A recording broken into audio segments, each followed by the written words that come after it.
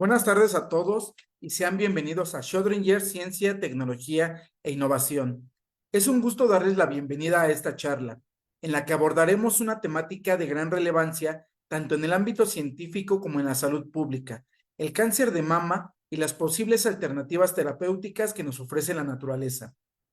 El cáncer de mama continúa siendo uno de los tipos de cáncer más común a nivel mundial y con una alta incidencia en mujeres y lamentablemente con importantes desafíos asociados a su tratamiento y prevención. En este contexto, el estudio de compuestos bioactivos de origen natural ha despertado un creciente interés, tanto por su potencial terapéutico como por su bajo perfil de toxicidad. Hoy nos enfocaremos en los isoflavonoides, un grupo de compuestos fenólicos presentes en diversas plantas. Diversas investigaciones han señalado que estos compuestos podrían ejercer efectos anticancerígenos mediante diferentes mecanismos: regulación hormonal, actividad antioxidante, inducción de apoptosis y modulación de señales celulares clave. ¿Son entonces los isoflavonoides aliados reales en la lucha contra el cáncer de mama? ¿Qué dice la evidencia científica actual? ¿Podrían ser considerados como complemento o incluso como base para futuras terapias? Los invitamos a explorar junto estas preguntas y reflexionar sobre el papel de los productos naturales en la medicina contemporánea. Y para ello nos acompaña el día de hoy el doctor Napoleón Navarro Tito, de quien me permitiré dar su semblanza. El doctor Navarro Tito es profesor investigador de tiempo completo en la Facultad de Ciencias Químico-Biológicas de la Universidad Autónoma de Guerrero, donde imparte cursos a nivel licenciatura, maestría y doctorado. Su formación académica incluye la licenciatura en químico-biólogo parasitólogo y una maestría en ciencias biomédicas por la misma universidad, así como un doctorado en ciencias con especialidad en biología celular por el CIMBESTAB del IPN. Además, realizó un postdoctorado en biología celular y del desarrollo en la Upstate Medical University en Estados Unidos. Ha sido director de tesis de licenciatura, maestría y doctorado, así como asesor de estancias postdoctorales. Su línea de investigación se centra principalmente en estudiar los mecanismos celulares y moleculares implicados en la progresión de cáncer de mama, con énfasis en efectos de las adipocinas, leptina y resistina, y de los compuestos naturales como brasilina y otros isoflavonoides. Su producción científica incluye más de 50 artículos publicados en revistas internacionales indexadas, muchos de ellos como autor de correspondencia. También destacan sus investigaciones sobre transición de epitelio mesenquimal, mimetismo vasculogénico, autofagia, reprogramación metabólica y señalización celular en vías como JAK-STAT, PI3, AKT y FAC. Ha sido reconocido como miembro del Sistema Nacional de Investigadoras e Investigadoras Nivel 2 y cuenta con el perfil deseable PRODEP. Ha participado activamente en cuerpos académicos y es miembro fundador del Cuerpo Académico Consolidado, Compuestos Bioactivos y Cáncer. Ha formado partes de comités de evaluación académica a nivel nacional. Muchas gracias, doctor, y bienvenido. Muchas gracias, doctor. Es un verdadero placer estar el día de hoy con ustedes. Aplaudo mucho la iniciativa de hacer este tipo de eventos en línea para la difusión de la ciencia, que es muy importante llegar a todos los sectores, no solo a nuestros pares académicos, sino también al público en general. Así que agradezco muchísimo la invitación el día de hoy. Y efectivamente, hoy hablaré sobre los isoflavonoides, estos compuestos naturales aliados en la lucha contra el cáncer de mama, que es una pregunta muy importante y que hoy responderemos. Y esto es debido a que el cáncer de mama es un problema de salud pública muy importante a nivel mundial y en México no es la excepción, ya que constituye la primera causa de muerte por cáncer en mujeres. Y quiero platicarles un poco acerca de cómo se origina este cáncer de mama. Y es que se origina como consecuencia de cambios genéticos, epigenéticos y del microambiente, que conduce a la transformación e inmortalización del cáncer, de las células del cáncer, resistencia a la apoptosis, invasión y metástasis. Este último evento es algo súper importante porque 9 de cada 10 mujeres por cáncer mueren por justo esto, por la metástasis. Y es que si hablamos específicamente de la glándula mamaria, la veríamos como está del lado izquierdo, anatómicamente constituida por lobulillos, que es donde se produce la leche para la nutrición del recién nacido, y por conductos que llevan esta leche de donde se produce aquí en los lóbulos hacia el pezón, y también están inmersos en una cantidad muy grande de tejido adiposo. En este tejido adiposo también encontramos otro tipo de células como los fibroblastos, los adipocitos asociados a cáncer, algunas células del sistema inmunológico que en conjunto van a dictaminar el comportamiento de las células cancerosas. Es decir, la comunicación en este microambiente, la interacción en estos tipos celulares van a ser muy importantes para decir cómo va a ser ese comportamiento de las células cancerosas. Y es que si nosotros entendemos que una célula normal hace justamente eso, actúa de forma normal, tiene un ciclo de proliferación o de división celular y de muerte. Entonces se mantiene un número específico de células en la glándula mamaria, a diferencia de una célula que ya experimentó estos cambios genéticos, epigenéticos, como consecuencia también de este microambiente de la glándula mamaria. Y lo que sucede cuando ocurre esta transformación es que el comportamiento que va a tener como consecuencia de los cambios en el DNA, que pueden activar a otros genes como los supresores de tumor o que pueden inducir una hiperactivación de aquellos protoncogenes, que ya los llamaríamos como oncogenes, que van a gobernar este tipo de eventos, como la inmortalización, resistencia a la apoptosis, la invasión y la metástasis.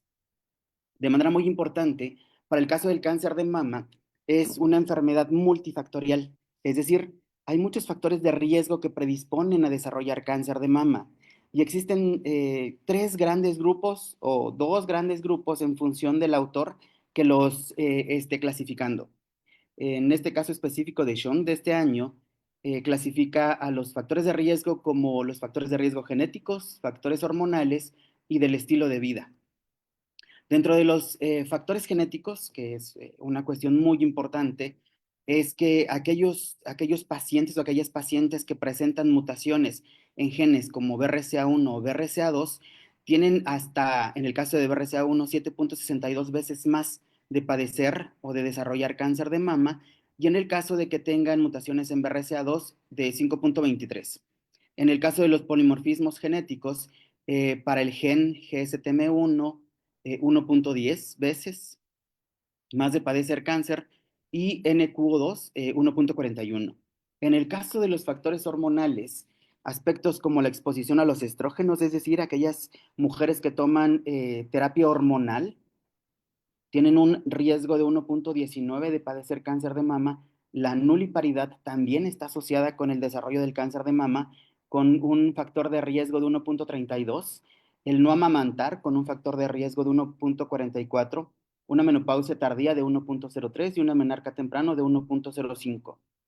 Para el caso particular de los factores del estilo de vida, que es algo muy importante y que son factores que podrían ser modificados, la exposición a la radiación 1.54, el tabaquismo de 1.13, pero el tabaquismo no solo con el desarrollo del cáncer de mama, sino con otros tipos de cáncer de mama, la obesidad, que es una parte muy importante y que también es una pandemia a nivel mundial, tiene un riesgo de padecer cáncer de mama de 1.44.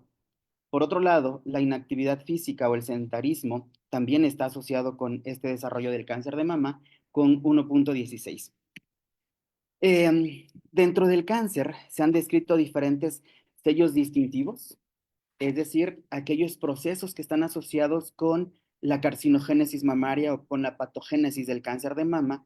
Entre ellos es la proliferación sostenida, es decir, que la célula se divida más y más rápido. Aquellos evasores de los supresores del crecimiento, reprogramación epigenética no mutacional, que exista resistencia a la respuesta inmunológica, la incapacidad de la inmortalidad, la capacidad de la inmortalidad replicativa, la inflamación que promueven los tumores, aquellos microbiomas polimórficos, de manera súper importante la activación de la invasión y la metástasis, la inducción o el acceso a la vasculatura, que también es una parte muy importante, la resistencia a la senescencia celular, la inestabilidad genómica y las mutaciones, la resistencia a la muerte celular en todas las muertes celular que se han descrito, alteraciones en el metabolismo celular, la plasticidad fenotípica, que también es una parte muy importante, la señalización proliferativa sostenida. Todos estos aspectos están relacionados con crecimiento del tumor y con promoción del tumor, es decir, que las células cancerosas dejen ese tumor primario y lleguen a un sitio secundario. El cáncer de mama es una entidad heterogénea, es decir, hay diferentes subtipos del cáncer de mama. No es solo un tipo de cáncer de mama. Si antes decíamos que el cáncer no se comportaba en función del órgano donde era afectado, en este momento podemos decir, y sobre todo en el cáncer de mama, que hay diferentes subtipos del cáncer de mama, de tal forma que dentro de los subtipos moleculares que vemos del lado izquierdo en color verde, azul turquesa, se encuentran el luminal A, luminal B negativo a HER2, luminal B positivo a HER2, aquellos subtipos enriquecidos con HER2, aquellos triple negativo basal-like, aquellos triple negativo no basal o normal-like. Y los marcadores que se encuentran en estos subtipos moleculares son receptores a estrógeno positivo, receptor a progesterona positivo, HER2 negativo y Ki67. Ki67 es una proteína relacionada con la proliferación celular y Ki67 en el caso de luminal A está disminuida. La frecuencia que presenta el luminal está entre el 40 y 50%, mantiene un grado diferenciado, es decir, lo más parecido a una célula normal.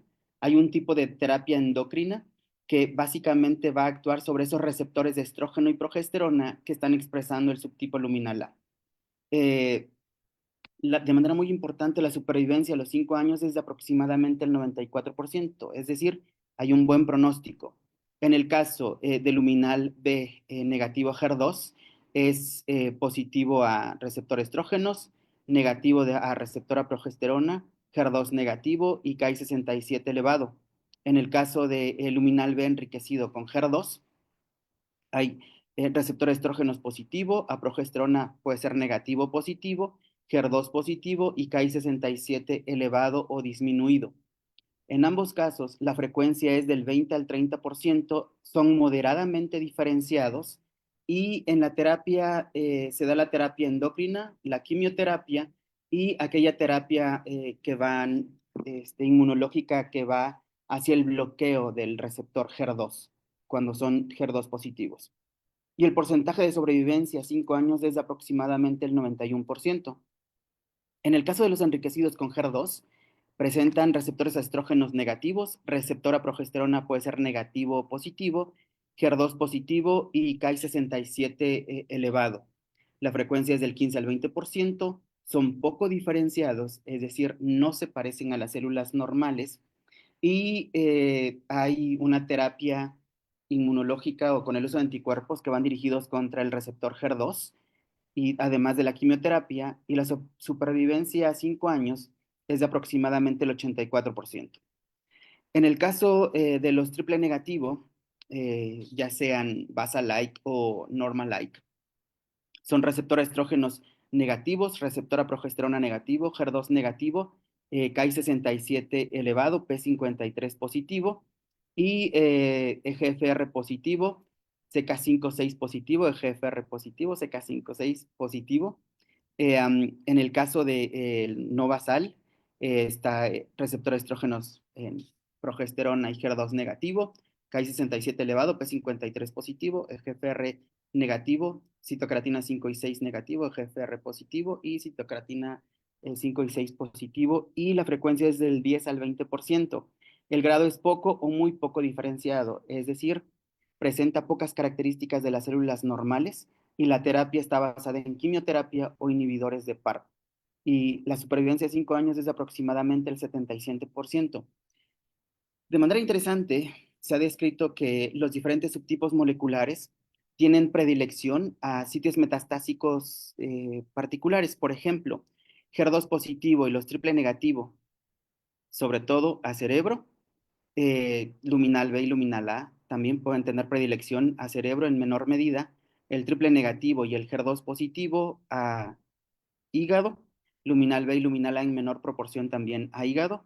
En el caso de los pulmones, el enriquecido con HER2 y el triple negativo también, en menor proporción luminal B y luminal A. En el caso de la metástasis a hueso, se encuentra el luminal B, luminal A, el luminal HER2 positivo y el triple negativo. En el caso de los nódulos linfáticos, se encuentra el luminal A, luminal B y el enriquecido en menor proporción con HER2. Entonces es muy importante porque son los sitios muy particulares. Para mí es muy importante darles esta introducción porque en función del comportamiento de los receptores que están expresando, es la terapia que se le da a las pacientes con cáncer de mama.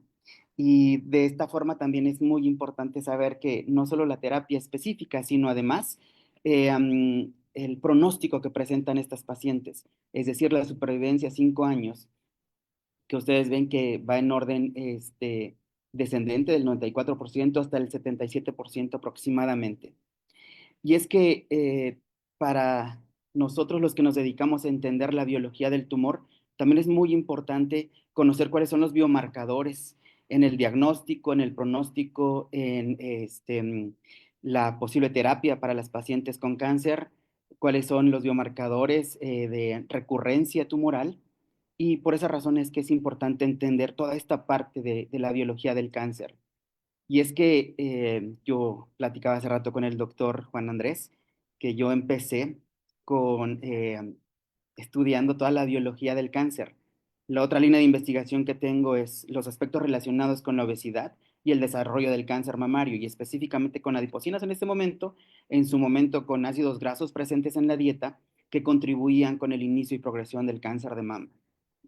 Sin embargo, también es muy importante hacer algo respecto a la terapia y encontrar terapias alternativas complementarias para el cáncer de mama. Y es que el cáncer de mama, insisto, es la primera causa de muerte por cáncer en mujeres a nivel mundial y en nuestro país.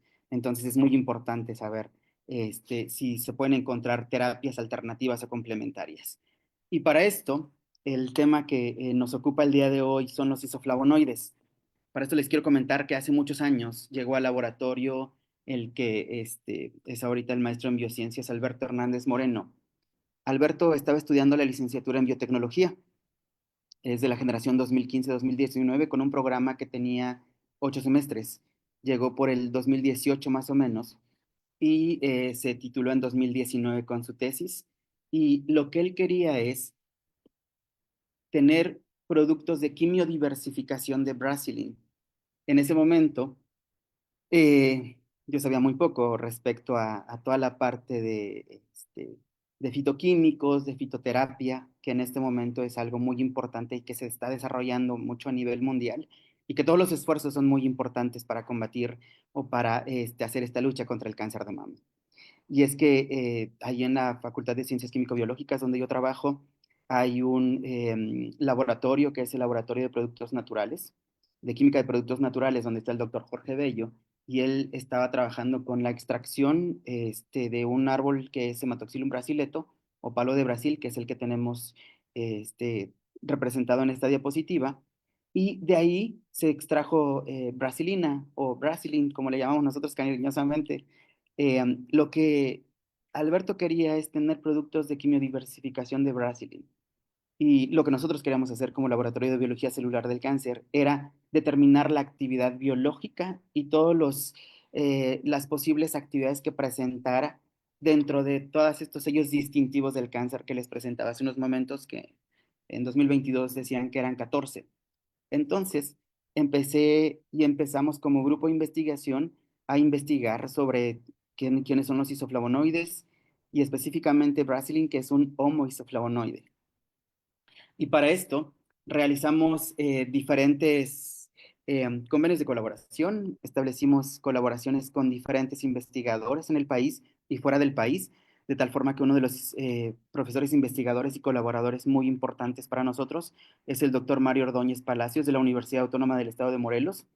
Eh, los investigadores Alejandro Islas Jacome y Leonardo Herrera Zúñiga de la Universidad Autónoma Metropolitana, que en su momento estaban los dos en la unidad Iztapalapa, pero ahora el doctor Leonardo está en la unidad Coajimalpa. Por supuesto, de la doctora Teresita Padilla Benavides, que está en Wesleyan University en Estados Unidos, y de la doctora Caroline Weinstein Oppenheimer de la Facultad de Farmacia de la Universidad de Valparaíso en Chile, y el doctor Jorge Bello Martínez de aquí de la Facultad de Ciencias Químico-Biológicas y de mi cuerpo académico, que es el CA 188 con el doctor Miguel Ángel Mendoza Catalán, Ana Elvira Zacapala Gómez y el doctor César Sotelo Leiva. Todos ellos muy importantes y que han colaborado en las diferentes publicaciones que tenemos en este momento, con Brasilin o con algunos otros isoflavonoides y aquellos que van a salir en un futuro cercano, seguramente. Y es que los isoflavonoides pertenecen a una clase mucho más grande, que es la clase de los flavonoides. Estos flavonoides son compuestos fenólicos de origen natural que se encuentran en muchas plantas y sobre todo en frutas, verduras, algunos árboles. Y dentro de esta clasificación de los flavonoides tenemos que estos flavonoides están compuestos por 15 átomos de carbono, que vemos acá en estas estructuras. 15 átomos de carbono que forman este esqueleto básico, y todos los flavonoides tienen una estructura química de 6 carbonos, 3 carbonos y 6 carbonos en función del anillo que presente, 2 de benceno, que son, que tenemos aquí en A y en B, y en C tenemos un anillo heterocíclico piriano, que este es el que contiene el oxígeno que tenemos de este lado. Entonces, esta es la clasificación básica de los flavonoides. Dentro de los diferentes grupos de flavonoides tenemos a los flavanoles, a las flavanonas, a las chalconas, a los flavonoles, a las isoflavonas o isoflavonoides, a las antocianinas y a las flavonas. Y hay productos característicos y muy importantes dentro de estos grupos, como la catequina, en el caso de los flavonoles, epicatenina, galocatecina, en el caso de las flavononas, ganirenjina, eriodictiol, espiritina, de las chalconas foritina, arbutina, dentro de los flavolones, quenferol, quercetina, que se está utilizando ahorita como potencial uso en la terapia del cáncer también, dentro de los isoflavonoides, biocanina A, formonetina, daitzeína, genisteína, gliciteína, daitzeína y genistina. Dentro de las antocianinas, cianidina, delfinina, pelargonidina, malvidina, petulinina, peonidina. Y de las flavonas, apigenina, baiqueína, luteonina, biosmetina, tangeretina. Todos ellos presentan actividad biológica y está siendo evaluado en este momento. Ahora, ¿cómo es la estructura de clasificación de los isoflavonoides? Estos son compuestos fenólicos naturales, es el grupo más amplio de los flavonoides, justo por eso los quisimos trabajar también, y se encuentran principalmente en leguminosas, como la soya, el trébol rojo y algunas especies del género Flemingia, Peuraria o Ficus, entre otras. Dentro de los miembros más representativos de los isoflavonoides, porque se han descrito aproximadamente 100 o un poco más de 100 miembros dentro de los isoflavonoides, se encuentran la daitzeína, genisteína, gliciteína, glabridina, biocanina A, formononetina, dentro de los miembros como más estudiados que se encuentran a nivel mundial. Y estas son las especies representativas de los isoflavonoides, además de la soya, el trébol rojo, el trébol blanco, garbanzo, la alfalfa, Cesalpinia sappan, que es una planta que se da en el sureste asiático básicamente, que es una fuente muy importante de Brasilin y que hay muchos reportes relacionados con Cesalpinia sappan, así como de Matoxilum brasileto, que básicamente es del continente americano, de toda la zona costera de México, del Pacífico, y se conoce también como palo de Brasil. En 2021, aun cuando nosotros lo empezamos a escribir en 2020, en 2021 fue publicado un artículo de Lorena Cayetano Salazar, donde hablaba sobre los isoflavonoides naturales en la terapia del cáncer de mama, en la terapia del cáncer. Y ahí se encontró que existen los isoflavonoides muy estudiados ya con actividad antitumoral. Y para esto hicimos nosotros una pirámide, donde en la base de la pirámide pusimos aquellos isoflavonoides que tenían reportes de la actividad anticancerosa in vitro. En la parte media de la pirámide, aquellos isoflavonoides que tenían actividad anticancerígena in vivo. Y en la cima de esta pirámide aquellos que ya estaban en tratamientos clínicos como la genisteína, la daidzeína y la gliciteína. En la parte de la base de la pirámide, nosotros decidimos primero conocer cuáles de estos isoflavonoides eran los menos estudiados y potencialmente con actividad biológica importante para que sea usado en la terapia del cáncer. Y lo segundo era saber si aquellos que estaban en la cima de la pirámide mantenían homología estructural o de interacción con algunos blancos moleculares de los que estaban aquí abajo. Para esto nosotros decidimos trabajar en primera instancia con brasilina o brasilina, después con biocanina A, ahora con glabridina y gliciteína. Entonces estamos trabajando con diferentes isoflavonoides. Sin embargo, hoy solo les presentaré dentro del laboratorio aquellos relacionados con los resultados que tenemos de brasilin, aun cuando tenemos ya sobre biocanina A y estamos trabajando con los otros dos isoflavonoides. Y quisiera empezar con aquel que está más descrito, que es el efecto anticancerígeno que ha presentado la genisteína. Genisteína es un isoflavonoide que se encuentra en lupinus, en las habas, en la soya, en el café, en pueraria, en soralea, en flemingia vestita. Y lo que hace genisteína de manera muy interesante es que promueve arresto del ciclo celular, que incrementa la apoptosis, que conlleva a modificaciones o que promueve modificaciones epigenéticas que están relacionadas con efectos anticancerígenos, que promueve una disminución en la proliferación de células cancerosas y una disminución en la angiogénesis. ¿A través de qué mecanismos específicos o mecanismos de señalización lo hace? A través del EGFR, de AKT, de NF-κB, de la ciclina B. La primera vía de señalización, que es EGFR, AKT y NF-κB, están relacionadas con sobrevivencia celular. Entonces, cuando existe un bloqueo de esta vía de señalización, lo que sucede es que puede haber arresto del ciclo celular o apoptosis. Pero también está relacionado con BCL2 y VAX, con la caspasa 3, que esta familia de las caspasas está relacionada con la apoptosis o con muerte celular mediado por caspasas, y BCL2 y VAX, que son proteínas mitocondriales, también están participando en la muerte celular. Por otro lado, P21 y P16, así como los genes inducidos por E2, están siendo regulados por genisteína. Y de manera muy importante, y es algo que estamos trabajando en este momento con una de las estudiantes que está en el doctorado, que es modificaciones epigenéticas. En este caso particular, se habla sobre la metilación del DNA con regulación de los receptores estrogénicos, con aquellos genes relacionados con las metaloproteasas de matriz y con AKT, HIF1 alfa y el factor de crecimiento del endotelio vascular, que son participantes muy activos dentro de estos sellos distintivos de los cuales yo les hablaba hace unos momentos. Todas estas proteínas que están participando aquí lo hacen de manera normal, pero en cáncer y sobre todo en cáncer de mama están hiperactivas, es decir, esta proliferación que deberían estar siendo reguladas lo están haciendo pero de una manera más rápida. Los ciclos celulares se acortan y la inmortalización, por supuesto, que es una cuestión muy importante. ¿Y qué sucede en cuestiones experimentales? Se ha descrito que genisteína disminuye la expresión de marcadores de migración e invasión en células de cáncer de colon. Aun cuando el tema es sobre cáncer de mama, yo les quería presentar cuáles son los efectos que tiene genisteína en diferentes tipos de cáncer y me voy a concentrar en un rato más en cáncer de mama. Y es que de manera muy importante, la genisteína a diferentes concentraciones que vemos de este lado, 10 micromolar, 20 y 60 micromolar, están regulando la expresión de algunos genes muy importantes, como cuáles, como ecadrina, como metaloproteasa 2, metaloproteasa 9 y los inhibidores tisulares de metaloproteasa 1.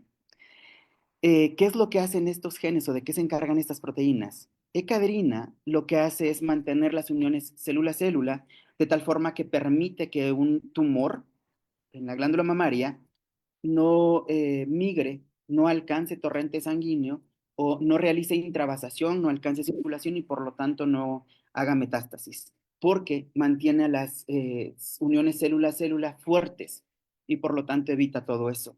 En el caso de la metaloproteasa 2 y metaloproteasa 9, son dos proteínas muy importantes que degradan el colágeno tipo 4 que se encuentra rodeando las células tumorales. Por lo tanto, no existe remodelación. Si es que hay disminución en la expresión, como observamos aquí, no hay remodelación de esa matriz extracelular y por lo tanto no existe este escape de las células tumorales.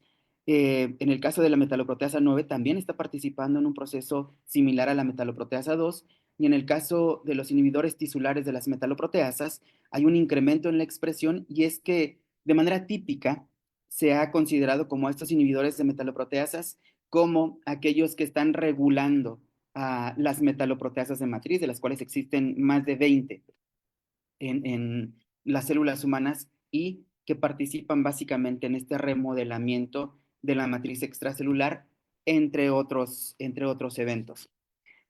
Esto a nivel de mensajero y a nivel de proteína, a través de Western blot, se observó que ecaderina incrementa con el tratamiento con genisteína. ¿Esto es bueno o malo? Por supuesto que es bueno, porque esto quiere decir que las células que están en ese tumor están teniendo mayores contactos célula a célula y por lo tanto es más difícil que escapen de ese tumor primario y se instalen formando un tumor secundario en un sitio diferente de ese tumor primario. Y de manera muy interesante, en el caso de la metaloproteasa 2 y metaloproteasa 9, hay disminución en los niveles de expresión de estas dos metaloproteasas y hay un incremento en los inhibidores tisulares de las metaloproteasas, en este caso particular de la 1. Y esto es una muy buena noticia porque esto quiere decir que hay un mecanismo de regulación específico que hace genisteína hacia la expresión de estas proteínas que están participando de manera muy activa durante el cáncer de mama. Y de este lado en C vemos únicamente lo que se ve reflejado en B. Es decir, este es el análisis en citometría estadístico de las bandas obtenidas por el Western blot. Y lo que observamos es una tendencia muy importante, ecaderina hacia arriba, metaloproteasa 2 hacia abajo, metaloproteasa 2 hacia abajo, TIM1 hacia arriba. Esto quiere decir que estas células cancerosas están siendo mantenidas en el sitio primario y no le están permitiendo generar un tumor secundario en un sitio diferente a ese tumor primario. En el caso particular de beta-catenina, CEMIC o ciclina D1, lo que observamos es que el tratamiento con genisteína disminuye los niveles de beta-catenina, y es que esta proteína está relacionada con el proceso de transición epitelio-mesenquimal, de migración y de invasión celular, así como CEMIC, donde observamos la misma tendencia. El tratamiento con genisteína disminuye los niveles de expresión de CEMIC y de ciclina D1.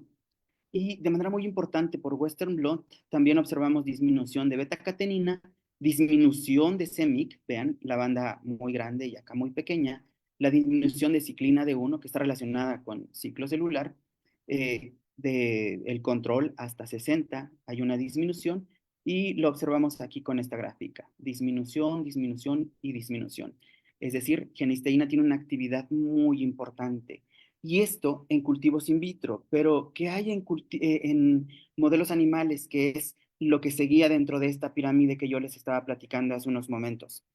Lo que sigue con esta pirámide es que cuando se hace uso de un modelo animal, como en este caso esta cepa de ratones 57BL6, que son alimentados con dietas obesogénicas, lo que hacen es que tenemos aquí el control, tenemos el tratamiento con genisteína, aquella dieta relacionada con una dieta obesogénica, con este ratoncito, y la dieta obesogénica más genisteína. Vean los diferentes tamaños que observamos aquí, el ratón obeso y disminución en la obesidad con genisteína. Si hablamos del peso particularmente, prestaremos atención en estas dos condiciones. Aquella dieta rica en alimentos que generan obesidad en azul y la dieta obesogénica más genisteína que observamos en color naranja. Vean, la genisteína hace que aún con la dieta exista disminución del peso de estos ratones y en consecuencia una disminución en el peso. Ahora, eso hablando específicamente del peso, pero ¿qué es lo que sucede con esta generación de tumores cuando se le inyecta a estos ratones con estas cuatro condiciones? células tumorales, quienes estarán desarrollando estas una mayor cantidad de tumores o un mayor volumen de tumor o un alto peso en los tumores. Vean, cuando hablamos de los controles, este es el tamaño de los tumores con genisteína, incluso pareciera ser que es más pequeño el tumor. En el caso de las dietas relacionadas con la obesidad, vean, los tumores son muy grandes. Y cuando se les da la dieta más genisteína, hay una disminución en el tamaño del tumor, que eso es lo que se quiere con los diferentes tratamientos en la terapia del cáncer de mama, es decir, que los tumores sean más pequeños. Ahora, dentro de el efecto anticancerígeno, en mieloma múltiple, que es otro tipo de cáncer, se ha descrito que biocanina A, otro isoflavonoide, está regulando la proliferación celular de manera negativa, es decir, está disminuyendo la proliferación celular, está incrementando la apoptosis, está disminuyendo los niveles de C38 y disminuyendo el fenotipo STEM de las células cancerosas. Entonces, biocanina A también es un isoflavonoide que está participando de manera muy importante, regulando de manera negativa aquellos procesos que promueven la carcinogénesis y la progresión tumoral. Y biocanina A también suprime la progresión del cáncer colorectal. Y es que tenemos diferentes condiciones. Tenemos un control o un blanco, biocanina A más el tratamiento es, del control de SEB1. Y lo que observamos en estos tipos celulares de cáncer de colon es que biocanina, con el tratamiento de biocanina, hay una disminución en en la capacidad que tienen de migración celular. Esto es por ensayos Transwell y esto es por ensayos por cierre de herida. Vean, si tenemos un control y tenemos biocanina A, vean la disminución de la migración celular y lo observamos de este lado con nuestro blanco y la migración que se presenta en estos tipos celulares, tanto en las células HCT116 como SW620. En ambos casos hay disminución cuando hay tratamientos con biocanina A. En este caso particular, también se evaluó no solo la migración, sino la invasión celular, y lo que observamos es que cuando se tratan con los controles en ambas líneas celulares, hay una mayor invasión celular. Cuando se tratan con biocanina A, hay una disminución de esta invasión celular. Cuando existe sobreexpresión de SEB1, existe un rescate de esta invasión, y esto quiere decir que SEB1 es un actor muy importante dentro del proceso invasivo, y es que SEB1 está regulando la transcripción de muchos genes relacionados con la invasión, incluidas las metaloproteasas de las cuales hablaba hace unos momentos, como la 2 y la 9, entre muchos otros. ¿De acuerdo? Y lo que sucede en el caso de la formación de tumores es que tenemos en la parte de arriba nuestro control, en la parte de abajo biocanina A, y son los diferentes especímenes o la N, el número de ratones con el que se hizo este experimento. Y lo que observamos es que en todos los casos hay disminución de manera significativa del tamaño de estos tumores. Es decir, biocanina A también está participando, regulando tanto el crecimiento, la migración y la invasión de las células tumorales en cáncer.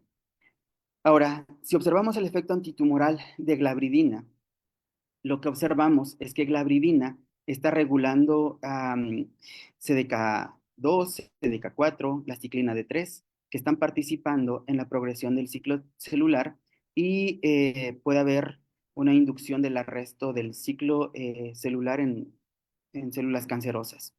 Además, está regulando a WNT, beta-catenina, ciclina D1 y metaloproteasa 2, que están participando de manera muy importante en procesos migratorios e invasivos, así como de transición epitelio-mesenquimal. Y la regulación que hace la bridina es negativa en todos los casos, es decir, disminuye la expresión de estas proteínas que están regulando estos procesos.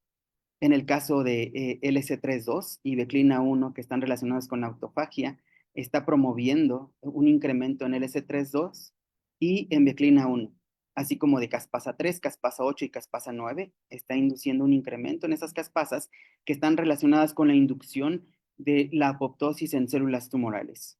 Además, está regulando la expresión de un microRNA, MIR148A, que a su vez regula negativamente la vía WNT y beta-catenina, y al factor de crecimiento del endotelio vascular, y en consecuencia hay una inhibición de la angiogénesis de los tumores.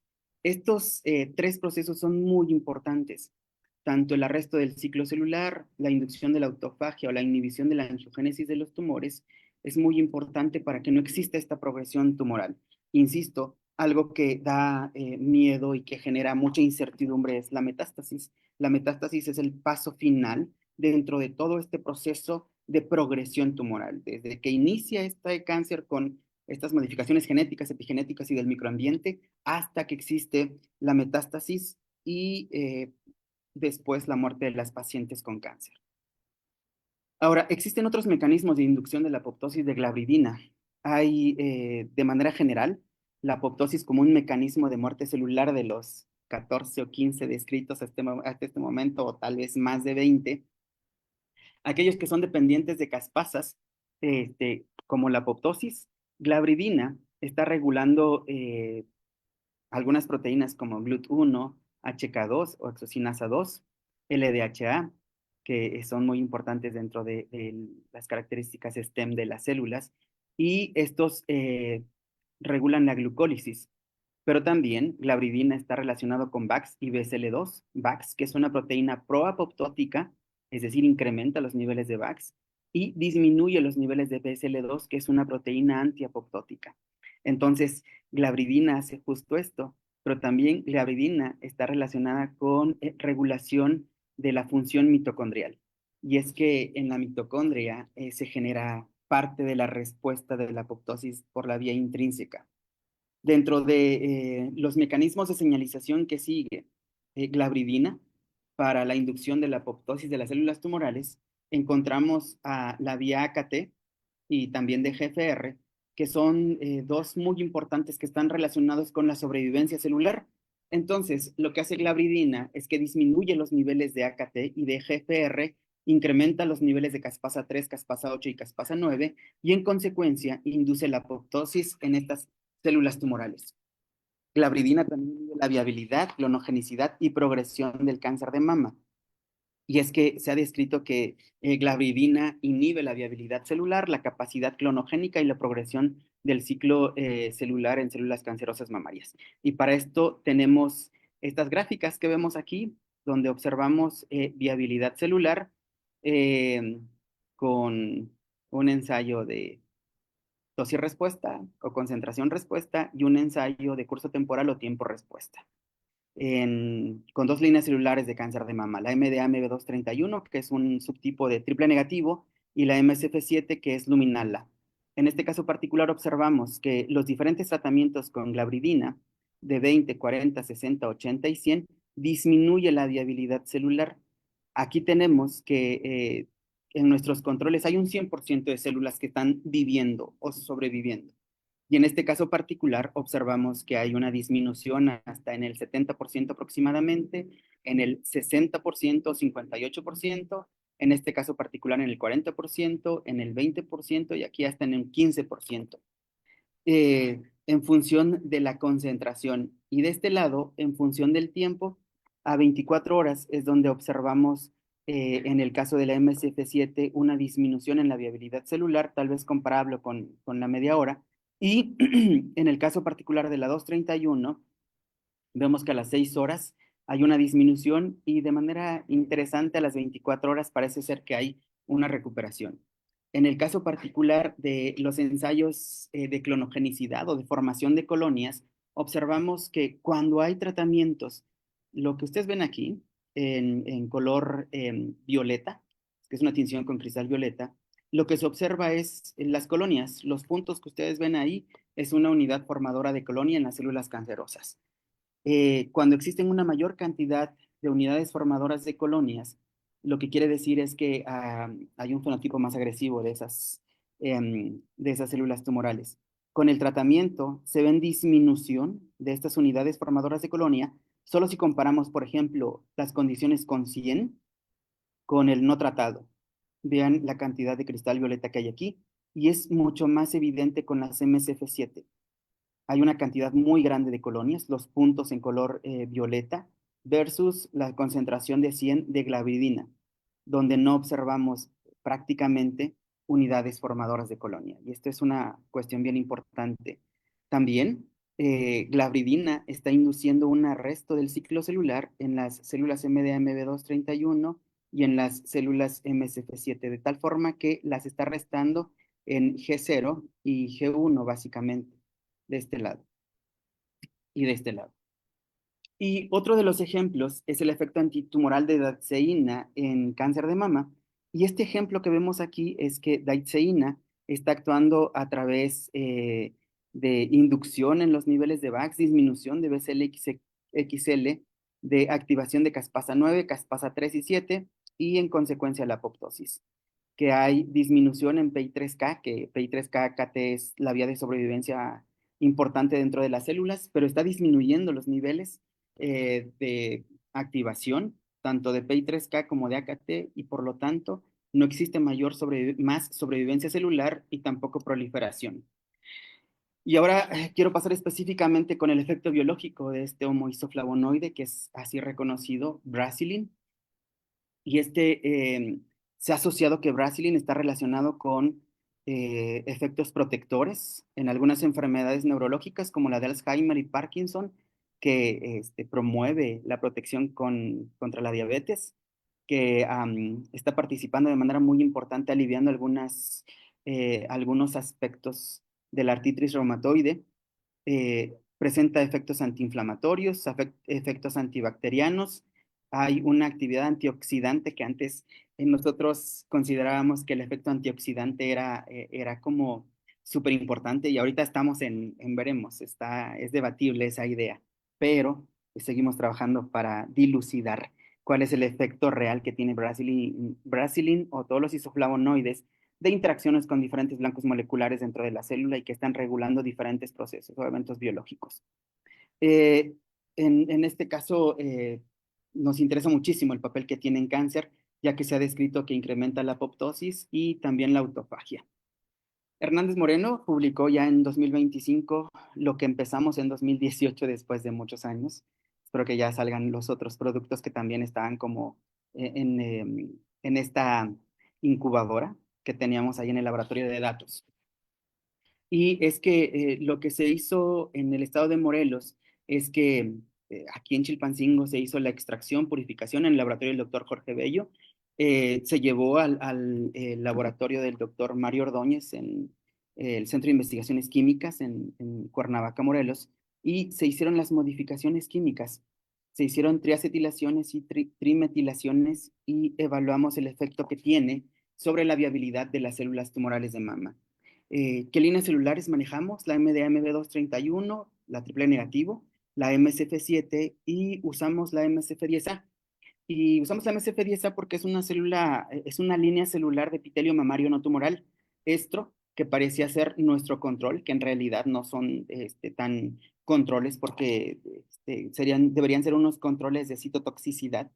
Y la citotoxicidad por efectos secundarios en la quimioterapia está relacionada con diferentes órganos, como el corazón, el riñón y el hígado. Entonces deberíamos usar líneas celulares de esos tres órganos para determinar esta citotoxicidad. ¿Qué estamos haciendo en este momento? Utilizando esas líneas celulares para descartar estos efectos citotóxicos con estas concentraciones específicas de los diferentes isoflavonoides.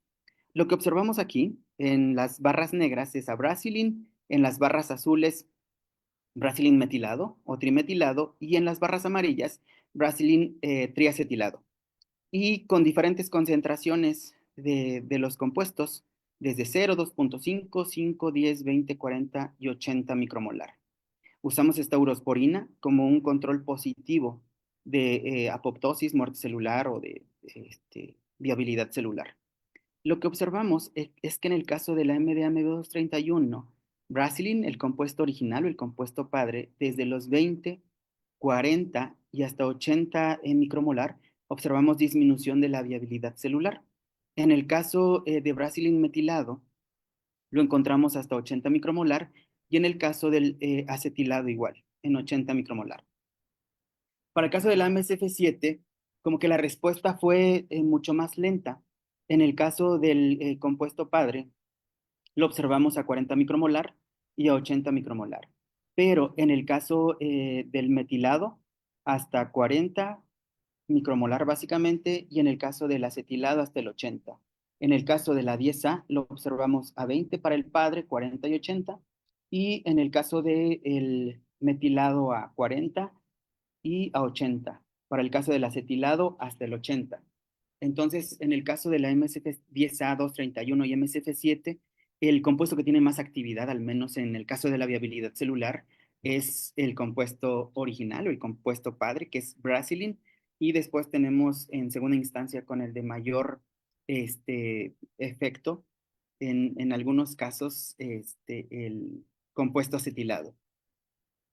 Lo quisimos complementar que estas son imágenes que se obtuvieron en Wesleyan University en Estados Unidos, donde Brasilin induce la muerte celular en células de cáncer de mama. Para esto se hicieron determinaciones con un anticuerpo fosfoserina 139 que detecta a la histona H2AX, que es una histona que participa en el proceso de apoptosis. Y vean, de este lado, en este panel tenemos a las células no tratadas. En los siguientes tenemos a Brasilin en esta columna, en la siguiente columna al metilado, al acetilado y al control positivo que es esta urosporina. Lo que observamos es que las células no tratadas versus Brasilin, hay una marca muy fuerte de esta histona que está fosforilada en serina 139, lo que quiere decir que están llevándose a cabo muerte celular. En el caso del metilado o del acetilado, en menor proporción, pero quien está participando más es el acetilado, lo cual concuerda con lo que veíamos hace unos momentos con los ensayos de viabilidad celular, donde el metilado parece ser que no está generando una ganancia en la actividad como hubiéramos esperado nosotros. Sin embargo, son resultados muy interesantes porque estamos descartando posibilidades. Es decir, es mejor el Brasilin, es mejor el metilado o el acetilado, y en estos casos, hasta el momento pareciera ser que es Brasilin. En el caso de la MSF7, tenemos a las no tratadas, a aquellas tratadas con Brasilin, metilado, acetilado y el control positivo. Y lo que observamos nuevamente es que Brasilin es quien está teniendo mayor efecto en la fosforilación de esta serina y que es marcador de muerte celular en este tipo de células.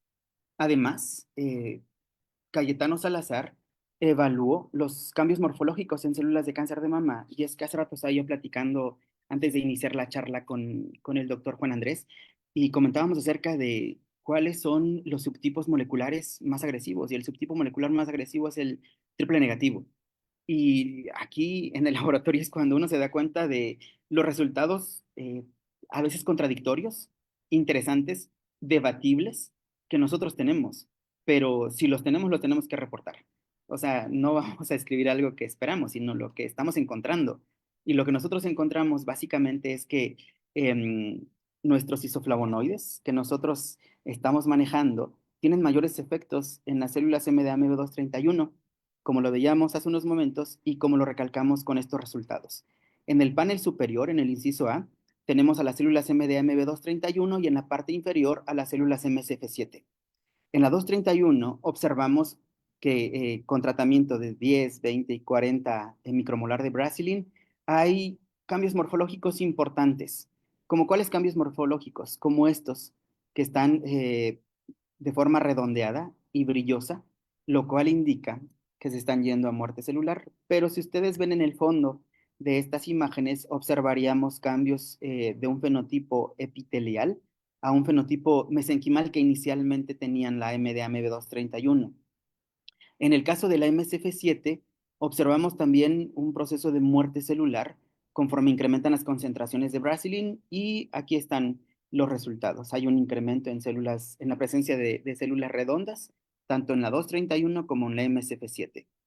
Y cuando hacemos esa tinción, observamos básicamente lo mismo, cambios morfológicos de un fenotipo muy mesenquimal a un fenotipo más redondeado, parecido a un epitelial. Y también con la MSF7 ocurre exactamente lo mismo. Entonces, hay cambios morfológicos que pareciera ser que hablaríamos de una transición mesenquimo-epitelial, pero eso es un poco arriesgado de decir en este momento. También se evaluaron proteínas como ecadrina, bimentina y twist, que están relacionados con la transición epitelio-mesenquimal y que la transición epitelio-mesenquimal está íntimamente relacionado con la metástasis en cáncer de mama. Y lo que observamos es que cuando se trata con Brasilin, hay una disminución, si ustedes ven aquí en Vimentina, en esta inmunofluorescencia, de muchas células de este lado, cambios en la morfología, es decir, de ser súper alargadas a tener cambios un poco menos alargados, a ser células redondas en 40, eh, los cambios son muy grandes, vean, los cambios morfológicos. Y en el caso de Twist, con Brasilin, hay disminución en los niveles de Twist. Vean, el color azul que observamos aquí va disminuyendo en función de las altas concentraciones que tenemos de Brasilin. Y entonces, cambios morfológicos, cambios en los niveles de expresión de estas proteínas, y queríamos saber si Brasilin estaba relacionado con la expresión de estas metaloproteasas y con la invasión, que es súper importante en el cáncer de mama. Y lo que observamos es esto, con nuestros controles, concentraciones crecientes de Brasilin, hay una disminución muy importante en la secreción de metaloproteasa 9, hay disminución también muy importante en la secreción de metaloproteasa 2, y eso básicamente está relacionado con disminución en los niveles de la invasión celular. ¿Qué es lo que tenemos aquí? Un cero, nuestro control positivo y los tratamientos con Brasilin, donde vemos menos color violeta en las concentraciones donde tenemos Brasilin, en las condiciones donde tenemos Brasilin. Entonces, Brasilin está regulando muerte celular y la invasión celular a través de diferentes mecanismos. Pero no solo la invasión, sino también Brasilin está regulando la migración celular, que básicamente migración, invasión, transición epitelio-mesenquimal y metástasis van de la mano. Entonces, lo que observamos es que cuando hay tratamientos con los tres productos de quimiodiversificación de Brasilin, hay disminución en esa migración celular, lo cual nos dio la pauta para en su momento proponer algunos mecanismos de señalización que sigue Brasilin con la progresión del cáncer. Y esto es que en las células tumorales se activan diferentes mecanismos de señalización. Aquí yo solo estoy poniendo algunos, sin embargo, que están regulando apoptosis, proliferación, migración, invasión y en consecuencia metástasis con estas metaloproteasas, con todas las proteínas apoptóticas, con aquellas vías como las MAP sinasas que regulan proliferación, aquellas vías como JAK-STAT que también están regulando transición epitelio-mesenquimal, PDK1-AKT emitor de sobrevivencia, o la otra de muerte celular y de sobrevivencia como IKK, TAC1, IKB, NFKB.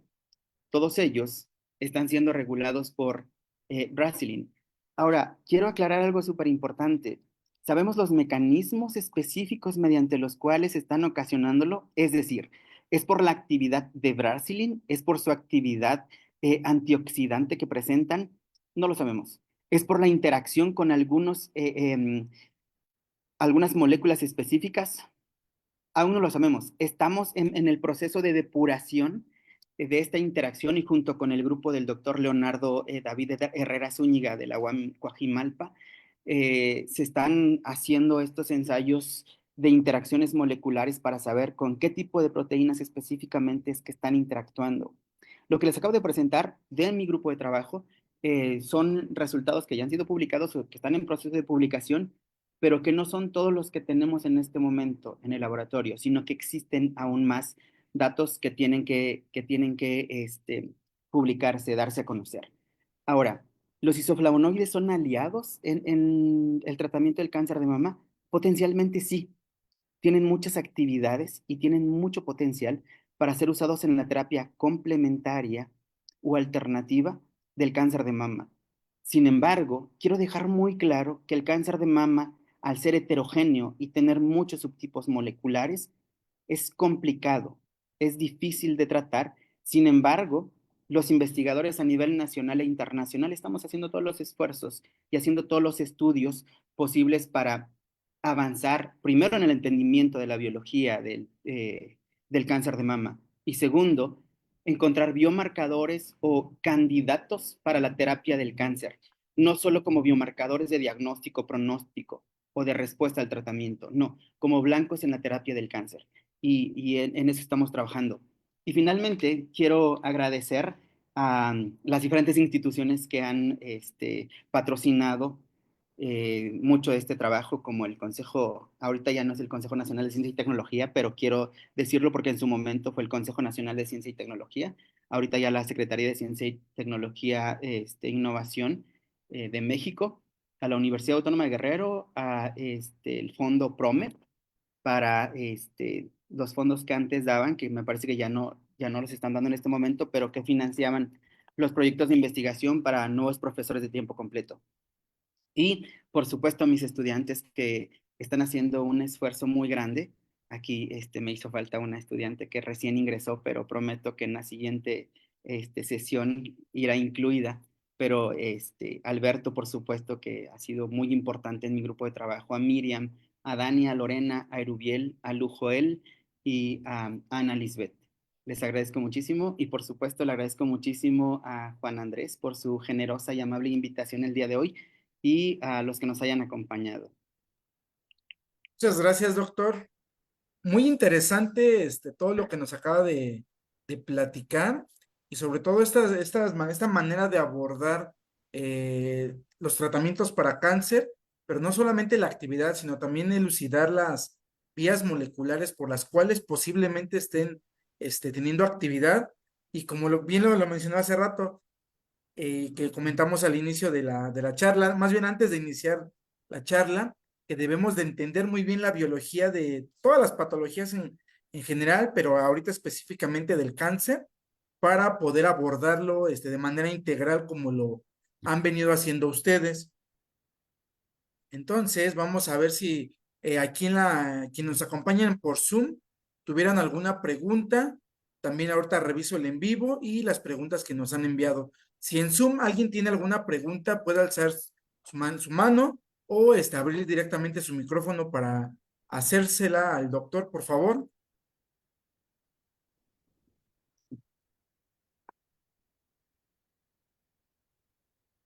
Ok, si no, vamos a ver en el en vivo y las preguntas que nos hayan enviado. Vaya, tenemos una pregunta que justo es de lo que acabo de mencionar, ¿cómo actúan los isoflavonoides a nivel molecular en células cancerosas? Bueno, adelante, doctor. Ok, muchas gracias. Es una pregunta que eh, hay muchos candidatos mediante los cuales está actuando. De hecho, yo podría decirles que de manera natural, por la estructura química que presentan los isoflavonoides, que son muy similares a los estrógenos, son considerados fitoestrógenos. Entonces, lo que hace en el caso específico de la MCP7, por ejemplo, que tiene receptores estrogénicos, es que se une a diferentes concentraciones. Hemos visto con diferentes líneas celulares que en ocasiones pueden llegar a presentar un efecto hermético o bifásico, que a ciertas concentraciones hay un incremento en la viabilidad celular y después disminuye, no solo con Brasilin, sino con biocanina A, que es el isoflavonoide con el que estamos trabajando en este momento y con el que más lo hemos visto, pero los isoflavonoides se pueden unir a estos receptores estrogénicos. Lo interesante aquí es cuáles son los efectos que ocasiona en los fitoestrógenos, porque por un lado pueden modular un incremento en la viabilidad celular, pero a concentraciones más altas pueden inducir un efecto citotóxico. Entonces, lo que nos queda súper claro es que actúan a través de ese tipo de receptores. Se ha descrito que actúan a través de otro tipo de receptores en otras líneas celulares, pero en cáncer de mama estamos en el proceso de elucidar a través de qué proteínas podrían estar regulando todos estos procesos, porque los efectos que se le han atribuido durante muchos años a los isoflavonoides es por su actividad antioxidante en las células cancerosas. Entonces, es muy importante, evidentemente, saber qué es lo que sucede, si pueden actuar como una terapia alternativa complementaria. Nosotros también estamos trabajando en este momento con las terapias, las quimioterapias como paclitaxel, por ejemplo, y podríamos hacer combinaciones para ver cuál es el resultado que se podría obtener considerando las actividades específicas que tienen los isoflavonoides. Muchas gracias, doctor. Y justamente esa parte que acaba de mencionar es algo que se está buscando en muchas patologías, combinar tratamientos ya autorizados con nuevos tratamientos de reposicionamiento, productos naturales, vaya. Y bueno, tenemos otra pregunta. ¿En qué etapa de la división celular actúan los isoflavonoides para la apoptosis? Ok. Nosotros pensamos que está actuando en la G1 hacia la S.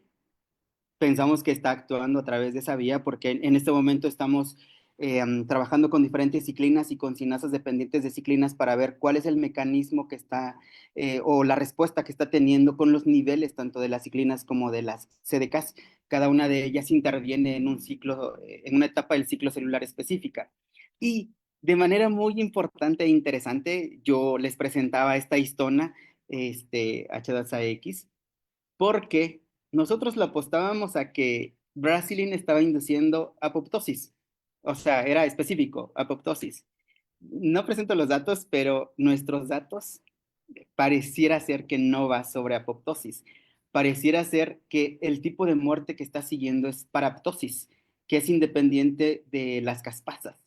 Sin embargo, ahorita estamos en el proceso de recopilación de la información y de escritura, porque es muy interesante lo que estamos teniendo. Y parece ser que la paraptosis es un mecanismo de muerte celular que está siguiendo la mayoría de los compuestos naturales, lo cual es muy interesante. Muchas gracias, doctor. Y tenemos otro par de preguntas.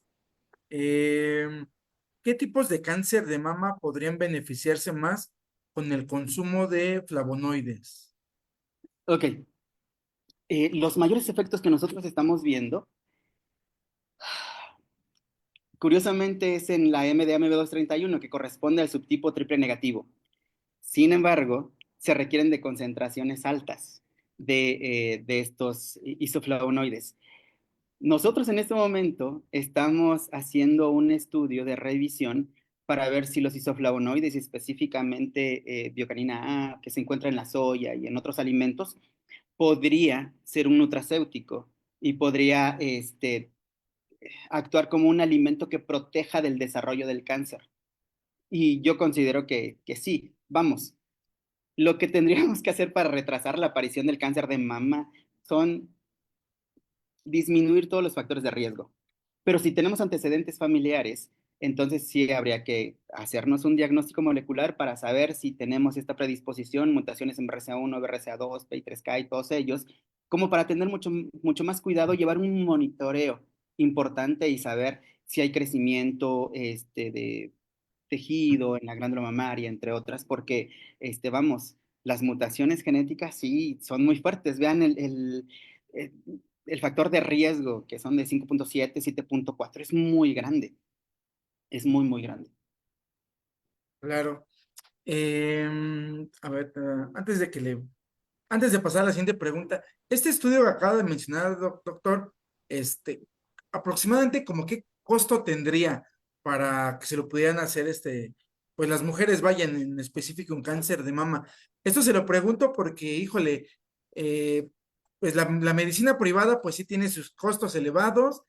La medicina pública, bueno, el sector público también tiene eh, ¿cómo se llama? Sus detalles, para dejarlo hasta ahí nada más. Entonces, también, vaya, no es que estemos tan acostumbrados a estarnos haciendo un estudio preventivo, ¿no? Vaya, como en el caso de cáncer cérvico-uterino, que pues es más accesible este tipo de estudios. Pero en este caso, aproximadamente, ¿cuál sería el costo? Depende. Yo he leído costos acerca de 2.500, 5.000 pesos más o menos, porque los costos han disminuido con el paso del tiempo. Y depende del laboratorio también que te hagan este tipo de estudios. Pero yo sí voy a sugerir algo en aquellas personas con antecedentes familiares, porque ya hay familias enteras donde hay presencia de diferentes tipos de cáncer, y no solo cáncer de mama, o sea, cualquier tipo de cáncer. Cuando hay, no sé, una leucemia, cáncer de tiroides, cáncer de colon, cáncer de hígado, cáncer renal, en una familia, hay que cuidarse porque por ahí hay alguna mutación en algún gen particular. APC, por ejemplo, que está relacionado no solo con cáncer de colon, sino con diferentes tipos de cáncer, podría ser, no necesariamente BRCA1 o BRCA2, sino otros tipos de cáncer. Ahora, si es cáncer de mama, con mucho más razón, porque los más comunes son BRCA1 y BRCA2, aun cuando hay una lista como de 12 por ahí, y que seguramente puede ir creciendo. Muchas gracias, doctor. Otra de las preguntas que nos envían es, ¿los isoflavonoides qué tan liposolubles pueden ser son capaces de ingresar a la célula? Ok, esa es una pregunta muy interesante. No son capaces de ingresar a la célula. De hecho, nosotros usamos DMSO para llevar hacia las células, hacia el interior de las células. Y justo por eso yo platicaba contigo antes de iniciar con la plática. Y esto es el uso o el diseño de herramientas o de vehículos específicos contra las células tumorales y no contra las células normales, pero que vayan específicamente sobre ello. El uso de vehículos es lo que tendríamos que hacer en el futuro inmediato. O sea, no podemos esperar más. Tenemos que hacer uso de esos vehículos particulares y probar que únicamente vayan sobre esos tipos celulares, pero no pueden atravesar. Muchas gracias, doctor. Tenemos otro par de preguntas. Dice, al afectar las metaloproteasas, ¿cuál vía podrían seguir los flavonoides en cáncer? Ok, eso es algo que considero que es algo súper importante. Los flavonoides están regulando, por ejemplo, a NF-κB, y NF-κB está regulando la expresión de todas estas metaloproteasas. Sugerimos que la disminución de las metaloproteasas podría ser a través de NF-κB o de algún otro factor de transcripción que esté relacionado con la expresión de las metaloproteasas, que hay muchos factores de transcripción, pero nosotros creemos que podría ser a través de NF-κB. Muchas gracias, doctor. Y la última pregunta es, ¿en modelos in vivo tendrán la misma actividad o similar como en in vitro? Em, en este momento, yo podría, yo esperaría que sí. Yo esperaría que sí, pero solo basta recordar con que un modelo in vivo tiene muchas características en función de si es inmunocompetente o si es inmunocomprometido, la vía de administración de las células tumorales, el tiempo de exposición ante los isoflavonoides, antes, durante el tratamiento del protocolo de experimentación que se va a llevar con estos modelos in vivo. Sin embargo, yo esperaría que sí, pero yo he esperado muchas cosas en la vida y no siempre se cumple, así que yo esperaría que sí. Muchas gracias, doctor. Mira, otra pregunta que nos envían. ¿Qué costo tiene hacer pruebas de un jarabe natural en líneas celulares que usted maneja? Eh, Depende de cuál es el objetivo, o sea, qué quieres sacar este, con las líneas celulares. O sea, las pruebas son de invasión, de migración, de viabilidad, de proliferación, de secreción de metaloproteasas, de inmunolocalización a través de inmunofluorescencias. Depende de lo que quiera. Claro. Muchas gracias, doctor. Y bueno, particularmente me gustaron mucho sus resultados de migración, que sí se ve cómo tienen actividad ahí los flavonoides. Y pues nuevamente muy interesante todo el trabajo. Y pues muchísimas gracias nuevamente por estar aquí con nosotros, platicarnos de estos avances que están teniendo. Pues gracias, doctor, nuevamente. Y voy a compartir pantalla. Bueno, antes de compartir pantalla, si nos pudiera dar sus medios de contacto, si acepta alumnos de pregrado, alumnos de posgrado, colaboraciones. Sí, claro. Se los ponía en... A ver, permítanme. Perdón por correr tanto, pero mi correo es el que está aquí en la presentación. Este Ok. es mi correo institucional, es nnavarro@guagro.mx. En Facebook aparezco como Napoleón Navarro Tito. Y ya no doy mi TikTok ni mi Instagram porque ahí sí aparezco como Tito el Chido y no sé qué tan, Ok. tan Muchas bueno gracias, sea. doctor. Entonces sí acepta alumnos de pregrado, Sí, posgrado, ¿verdad? sí, estamos trabajando con alumnos de pregrado, posgrado, pueden unirse a nuestro equipo. Estamos haciendo enormes esfuerzos. Ahorita estamos trabajando eh, con un proyecto de una red internacional del abordaje de tratamientos con productos naturales o base de productos naturales en el tratamiento del cáncer de mama. Entonces, estamos trabajando muy duro para esclarecer un poco todo esto y tener resultados que potencialmente pueden ser aplicables y Claro. transferibles. Sí, ese es el objetivo principal, ¿no? Que sean aplicables a la sociedad. Y una última pregunta personal, doctor. ¿Los cultivos que ustedes trabajan son en 2D o ya son en 3D? Son en 2D y hemos hecho esfuerzos por hacerlo en 3D porque todo va para allá, todo Sí, apunta a los claro. 3D. Vamos, lo que sucede en el microambiente tumoral está en 3D, entonces es muy importante. Sabes que desde hace muchos años, con Christopher Turner, con quien hice el postdoc, él decía eso, que era muy importante ya hacer todos los cultivos en 3D porque en 2D no estaba reflejando lo que estaba pasando en el microambiente.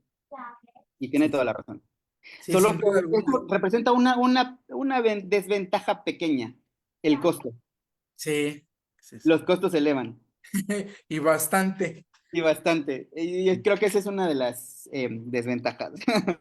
Sí, yo creo que a lo mejor para un primer screening, elucidar algunas vías importantes, sí nos dan bastante información y como bien lo dice, migrar hacia los 3D también para tener toda esa información del microambiente. Claro, Bueno, sí, ahora sí voy a compartir pantalla, doctor, por favor. de acuerdo. Espera, espera.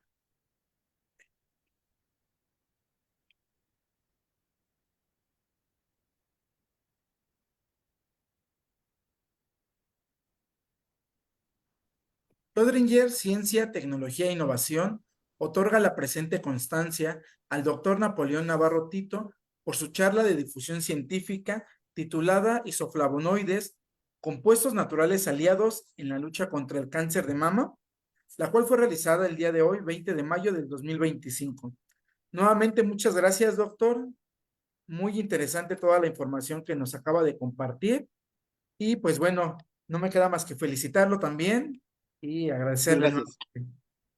Muchas gracias, Juan Andrés. Fue un placer estar con ustedes. Insisto, me parece que esta propuesta que tú tienes de hacer llegar la ciencia a todas las personas que estén interesadas en él es un ejercicio muy bueno y que de Gracias. impacto en la sociedad, en nuestra sociedad. Es un aplauso para ti, una felicitación y un abrazo bien grande.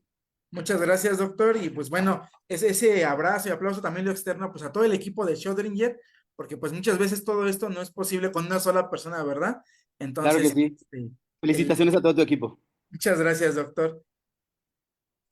Y con ello llegamos al final del programa de hoy. Muchas gracias a nuestro invitado y al increíble equipo de producción por hacer esto posible. Y por supuesto, gracias a ustedes, nuestra audiencia, por acompañarnos. Síganos en nuestras redes sociales como Facebook y suscríbanse a nuestro canal de YouTube para no perderse ninguna actualización. Asimismo, si es de su interés o se perdieron alguna charla anterior, pueden disfrutar de estas en el canal. Una vez más gracias por estar aquí. Nos vemos en la próxima transmisión. Que tengan una excelente tarde todos. Hasta luego.